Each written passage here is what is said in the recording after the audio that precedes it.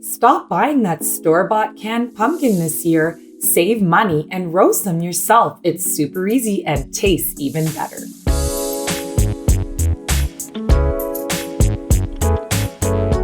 To welcome fall, let's roast a pumpkin.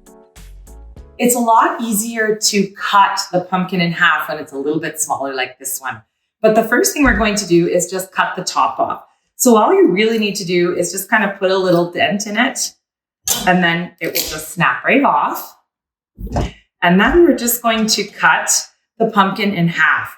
I usually find it easier if you cut the pumpkin just on this side of the center and then press down into it. Pumpkins are actually quite hard to cut. So make sure that you're slicing into the pumpkin with a nice sharp knife. Keep rotating your pumpkin. And then until you can just slice easily all the way through. And then when you get close to the end, you can just pop it open. And there we go. And you can see all of the seeds and this kind of stringy stuff here. That's what we're going to remove next. Then of course you can take these pumpkin seeds and you can use these to make a lovely pumpkin spice granola, which we're going to do next. So just grab yourself either a cookie scoop or an ice cream scoop or just a spoon that has a sharp sort of edge on it. And then we're just going to scoop the insides out, just scraping it. I'm sure you may have done this before if you've carved a pumpkin and roasted the seeds. Scoop out all of the seeds and the stringy part here. Just get it all out. If you have some of the stringy parts left and you can't quite get it out, just use a sharp edge of a spoon. With a skinny edge like this, a thin edge, it really easily scrapes out the bottoms because you don't want any of this stringy stuff left.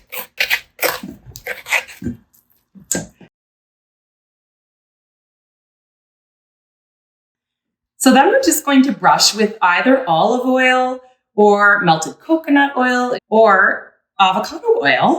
If you don't have a little brush, don't worry.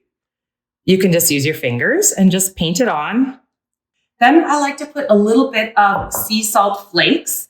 I find these are just nice to bring out the flavor anytime you're roasting anything.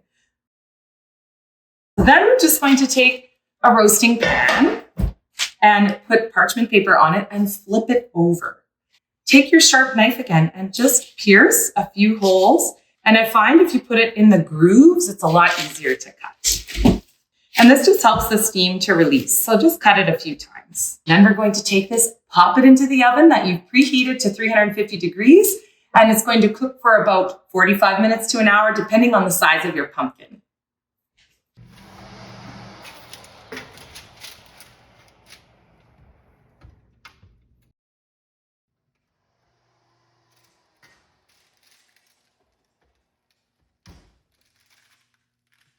Now our pumpkin has been roasting for about 45 minutes and you can see I've let it cool down for about 10 minutes and it's nice and soft.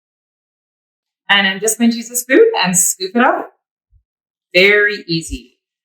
Then I'm going to place it into my blender and we're just going to blend it up. You can also use a food processor. If you don't have a high-speed blender, that's okay too, or even a handheld blender works. Whatever you have on hand. And it smells so good. Start blending on low and slowly increase to high. It may not come together really quickly and you may need to use a blender tool to help move things along. But there's no need to add any water, just blend until smooth. And now you have a beautiful pumpkin puree. And you can use this in all of your recipes that call for pumpkin puree. So if you'd like to see some of my uses of this pumpkin puree, check out my guide to roasting a pumpkin, plus lots of recipes at turmericmecrazy.com. Then you can just pull it off.